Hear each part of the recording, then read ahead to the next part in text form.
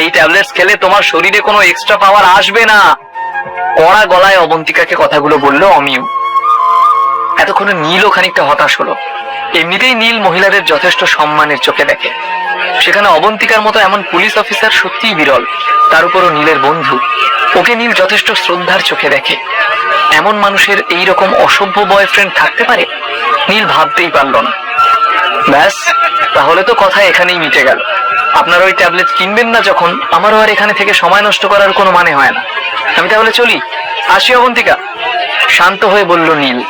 এই শুনে অমিয় উত্তর দিল, হ্যালো মিস্টার, এত অ্যাটিটিউড কিসে? হ্যাঁ, তুমি এখন কোথাও যাবে না, আমি ডিসাইড করব তুমি কখন এখান থেকে বেরোবে। ঠিক সেই সময় নীলের মোবাইলটা হঠাৎ বেজে উঠলো। ও পকেট থেকে ফোনটা বের করে দেখলো আদ্রিতা ইজ কলিং। আদ্রিতার নাম দেখেই নীলের মুখ চোখ এক মুহূর্তে বদলে গেল, ঠোঁটের কোণে হাসি ফিরিয়ে এলো। ফোনটা ধরে নীল বলল, হে, তুমি কোথায় আদ্রিতা? অ্যাপার্টমেন্টে পৌঁছে গেছো? তাহলে একটু রেস্ট নাও, আমি কয়েকটা কাজ সেরে আসছি। আদ্রিতার গলার স্বর শুনে নীল যেন ভুলেই গেল লাস্ট কয়েক মিনিটের ঘটনা প্রবাহ। আর কেনই বা ভুলে যাবে না, আজ তো সবার সামনে আদ্রিতা নীলকে মাই হাজব্যান্ড বলে সম্বোধন করেছে। কথাটা মনে পড়তেই আনন্দে মুখের এক্সপ্রেশনই বদলে গেল নীলের। একগাল হেসে ফোনটা আলতো করে কেটে দিল নীল। কিন্তু অমিয়র হাসি ততক্ষণে উবে গেছে। নীলের হাবভাব দেখে ওর মেজাজটা আরো খাপ্পা হয়ে গেল। How dare you! আমি তোমার সাথে কথা বলছিলাম না, আমাকে চুপ করিয়ে তুমি ফোনে কথা বললে? আমার পারমিশন নিয়েছিলে? Do you know who I am? অমিয়র গলা ক্রমশ চড়তে থাকলো। অমিয়, যথেষ্ট হয়েছে, তোমার কাছে কি আমার ফিলিংস এর একটুও দাম নেই? অবন্তিকা যেন দুঃখ পেল অমিয়র ব্যবহার দেখে। ঠিক সেই সময় কয়েকজন বেয়ারা খাবার নিয়ে ভেতরে এলো। অমিয় আর ওর বন্ধু বান্ধবীদের জন্য লাঞ্চ এসে গেছে। প্লেটস গুলো পাশের টেবিলে সাজিয়ে চলে গেল বেয়ারাগুলো। ওরা চলে যেতেই পরিবেশ আবারও গরম হয়ে উঠলো। অমিয় কিছুতেই বুঝে উঠতে পারলো না যে হঠাৎই অবন্তিকা ওর সাথে ঝগড়া করছে কেন, তাও আবার নীলকে সাপোর্ট করে। নীল আর অবন্তিকার মাঝে কি চলছে? ওকে ওকে, তোমার এতই প্রিয় বন্ধু যখন, তাহলে ওকে বলো আমাদের সঙ্গে লাঞ্চটা সেরে যাক। বেশ ক্যাজুয়ালি বলল অমিয়। অবন্তিকা বিনয়ের সাথে বলল, আমি জানি এটা একদমই রাইট টাইম নয়, কিন্তু প্লিজ আমাদের সঙ্গে লাঞ্চটা করে যাও, আমি তোমাকে প্রমিস করছি আর এমন কিছু হবে না। ঠিক আছে, তুমি এত করে বলছো যখন। হালকা হাসি হেসে নীল অবন্তিকার রিকোয়েস্ট রাখলো। অবন্তিকাও সন্তুষ্ট হল। তুমি চাইলে তোমার বয়ফ্রেন্ডকে ট্যাবলেটস গুলো দিতে পারো, আমার তরফ থেকে আর কোনো কন্ডিশন রইল না। নীলের কথা শেষ হতেই অবন্তিকা দীর্ঘ নিঃশ্বাস নিয়ে বলল, ওহ, থ্যাংক ইউ নীল। কিন্তু ওর কথাগুলো শুনে অমিয় অবাক হয়ে রইল। ও মনে মনে ভাবলো, এতক্ষণ অপমানিত হবার পরেও একবার বলতেই রাজি হয়ে গেল। ভীষণ বেহায়া লোকটা, যত সব মিডল ক্লাস মেন্টালিটি। অবন্তিকা নীলকে ইশারা করে বসতে বলল। পকেট থেকে কন্টেইনারটা বের করে সেটা থেকে একটা ট্যাবলেট নিয়ে অবন্তিকার হাতে দিল নীল। তারপর ও সোফায় শান্ত হয়ে বসল। অবন্তিকা ট্যাবলেটটা নিয়ে অমিয়র দিকে বাড়ালো।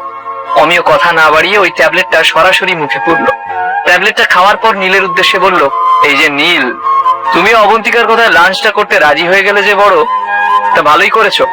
চিন্তা করো না, অবন্তিকা তোমাকে ডিনারের ব্যবস্থাও করে দেবে।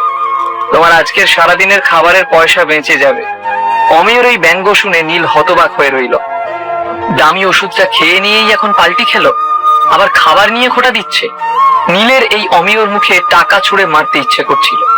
এই অমিয় তো জানেই না নীল কদিন আগে কি কাণ্ড ঘটিয়েছিল এই হোটেলে। সেদিন উর্মিলাকে যেভাবে সাহায্য করেছিল, তাতে হোটেলের সকলেই কম বেশি নীলকে চিনে গেছে। নীল এখানে এসেছে শুনলে কর্তৃপক্ষ হয়তো ওকে নিজেই আপ্যায়ন করা শুরু করবে। তখন কে অমিয়, কে অবন্তিকা, এই ভেবে নীল নিজের মনেই মুচকি হাসল। নীলকে নিরুত্তর থাকতে দেখে ওকে উত্তেজিত করার জন্য অমিয় বলল, অবন্তিকা, শুনেছি সেন কর্পোরেশন ব্যাংক্রাফট হয়ে গেছে, এখন ওদের ফ্যামিলি নীলকে নিশ্চয়ই আর পুষবে না, নীল তো ওদের বোঝা। তবে তুমি যদি চাও আমি নীলের জন্য একটা কাজের ব্যবস্থা করতে পারি। এই বলে নীলের দিকে তাকালো অমিয়। তুমি তো অবন্তিকার খুব কাছের বন্ধু, তাই ভাবছি তোমাকে আমি আমার কোম্পানিতে সুইপারের পোস্টে চাকরি দিয়ে দেব।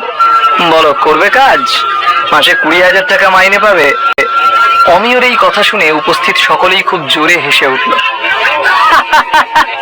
আমিও, তুই তো খুব উদার মানুষ দেখছি, কিন্তু এইরকম একটা ইউজলেস ছেলে কি তোমার অফিস পরিষ্কার রাখতে পারবে? আরে অমিয়র আবার চিন্তা কিসের, ওদের ফ্যামিলি যা বড় লোক, তাতে এরকম 2-4টে রাস্তার কুকুর পুষতে ওদের কোনো প্রবলেম হবে না। এইসব কথা শুনে অবন্তিকাও বেশ অকওয়ার্ড ফিল করলো। ওর মনে হলো নীলকে লাঞ্চ করতে বলে ও ভুল করেছে। নীল যদি চলে যেত তাহলে এরকম খারাপ সিচুয়েশনে ওকে বারবার পড়তে হতো না। নীলের জন্য অবন্তিকার খারাপ লাগলো, নিজেকেই দোষারোপ করলো সে।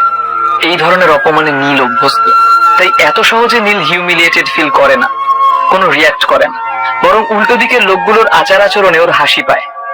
তাই নীল বেশ ধীর স্থির হয়ে অমিয়র দিকে তাকালো আর শান্ত গলায় বলল, আপনি অমিয় ভৌমিক, বনেদি বাড়ির ছেলে। আপনাদের পরিবারের তো অনেক টাকা, কিন্তু শহরে তো আপনাদের কেউ চেনেই না। আপনারা নিজেদের সম্পর্কে যা ভাবেন সেটা বাইরের লোকজন মানে তো, এত গর্ব আপনাদের, কিন্তু এসব তো মিথ্যে। এবার যেন শুধু অবন্তিকার বন্ধু নীল নয়, শহরের সবচেয়ে বড় বিজনেস কোম্পানির সিইও নীল কথাগুলো বলল। নীলের এই কথা শুনে অমিয়র বন্ধুরা সকলেই স্তম্ভিত হয়ে রইল। ওরা অমিয় ভৌমিককে যথেষ্ট ভালো করে চেনে, অমিয় রেগে গেলে ওর মাথার ঠিক থাকে না। এদিকে নীলের কথা শুনে অমিয়র চেহারা ক্রমশ বদলে গেল। ওর মনে হলো নীলকে ও এমন শিক্ষা দেবে যাতে ও সারা জীবন অমিয়র নাম মনে রাখে, কিন্তু জোর করে নিজেকে সংযত রাখলো ওর গার্লফ্রেন্ড অবন্তিকার মুখ চেয়ে। তুমি তো সেম ফ্যামিলির ঘর জামাই, তা ওদের সাথে থাকতে থাকতে তুমি ইনফিরিয়র সুপিরিয়রের ডিফারেন্সটা কি এখনো শিখে রপ্ত করে উঠতে পারোনি? অমিয়র প্রশ্নের সাথে সাথেই নীল চট করে উত্তর দিল, হ্যাঁ শিখেছি তো। শিখেছি বলেই তো বুঝতে পারছি তুমি ইনফিরিয়র, কিন্তু নিজেকে সুপিরিয়র ভাবো, বলেই হেসে ফেললো নীল।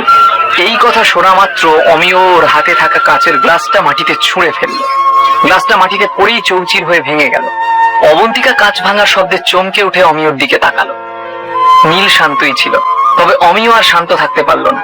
নীলকে উচিত শিক্ষা দেওয়ার জন্য ওর দিকে তেড়ে গেল। ঠিক তখনই বাইরে থেকে কেউ সজোরে দরজাটা খুলে ভেতরে এলো। কি হচ্ছে কি এখানে? এত ঝামেলা কিসের? এটা কি মাছের বাজার নাকি? আক্তার ঢুকে এলো ভেতরে, ওর সঙ্গে আরো 3-4 জন মস্তান গোছের সাঙ্গপাঙ্গও ছিল। নীল যেহেতু দরজার দিকে পিছন ফিরে বসেছিল, সেই জন্য আক্তার ভাই নীলকে লক্ষ্য করেনি, কিন্তু নীল ওর গলা শুনেই বুঝতে পেরেছিল। আরে এই লোকটা আবার কে? আস্তে কথা বলো। এই হলো আক্তার ভাই, ওই এখন এই হোটেলটা দেখাশোনা করে। ও, এর নামই আক্তার। শুনেছি কল্লোল চ্যাটার্জির এক সময় ডান হাত ছিল, এখন নাকি ওদের মধ্যে হেব্বি বাওয়াল। আক্তারকে দেখে অমিয়র বন্ধুদের মধ্যে কানাঘুষো কথা শুরু হলো। অমিয় আক্তারকে দেখে নিজেকে সংযত করে নিল। নিজের জামাটা ঠিকঠাক করে নিয়ে আক্তারের কাছে এগিয়ে এসে বলল, কি আক্তার ভাই, আমাকে চিনতে পারছো? কুশলদার জন্মদিনে তোমার সঙ্গে দেখা হয়েছিল, মনে পড়ছে? অমিয়র কথা শুনে ওর বন্ধুরা, তাদের সব গার্লফ্রেন্ডরা অমিয়কে অ্যাডমায়ার করতে শুরু করলো। আক্তার ভাই অমিয়কে চেনে, এটা একটা বিশেষ ব্যাপার ওদের কাছে। কিন্তু আক্তার ওকে বলল, তুমি কে ভাই? এই গ্লাসটা তুমি ফেললে?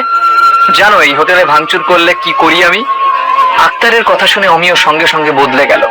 ও পিছন ঘুরে নীলকে উদ্দেশ্য করে বলল, আমি কোনো ঝামেলা পাকাইনি, কাঁচের গ্লাসটা এই লোকটা ছুঁড়ে ফেলেছে। আর দেখো না, সবার সামনে আমার গার্লফ্রেন্ডের সঙ্গে অসভ্যতাম করছে, কারোর কথা শুনছে না। আক্তার ভাই ভাগ্যিস তুমি এলে, প্লিজ তুমি এই লোকটাকে এখান থেকে বার করে দাও। এই বলে অমিয় নিশ্চিন্ত হলো। ওর মনে হলো আক্তার ভাই এবার ওর হয়ে নীলকে উচিত শিক্ষা দেবে। নীল আক্তারের দিকে না তাকিয়েই বলল, কি আক্তার ভাই, তুমি তো আচ্ছা লোক, ঝামেলা দেখে আবার এসে পড়েছ। এখন তুমি কাকে সাপোর্ট করবে? নীলের এই ওভার কনফিডেন্স অমিয়র চক্ষুশূল হয়ে উঠল। ও নীলকে বলল, এই তোমার তো খুব সাহস, আক্তার ভাইয়ের সাথে এভাবে কথা বলছো? এই ছেলেটা আজকে শেষ ভাই, ও কার সাথে কিভাবে কথা বলছে। আক্তার ভাই দেখো দেখো, লোকটার অ্যারোগেন্স দেখো। অমিয়র বন্ধুরা এক এক করে আক্তার ভাইকে উদ্দেশ্য করে নীলের সম্পর্কে কথাগুলো বলে চলল। সবার মনে হলো আজকেই বোধহয় নীলের শেষ দিন। আক্তারের সাথে ও যেভাবে কথা বলল, তাতে আক্তার কিছুতেই ওকে ছেড়ে কথা বলবে না। এমন সময় হঠাৎ করে জোরে একটা থাপ্পড় মারার শব্দ হলো। এ কি আক্তার ভাই, তুমি আমাকে মারলে?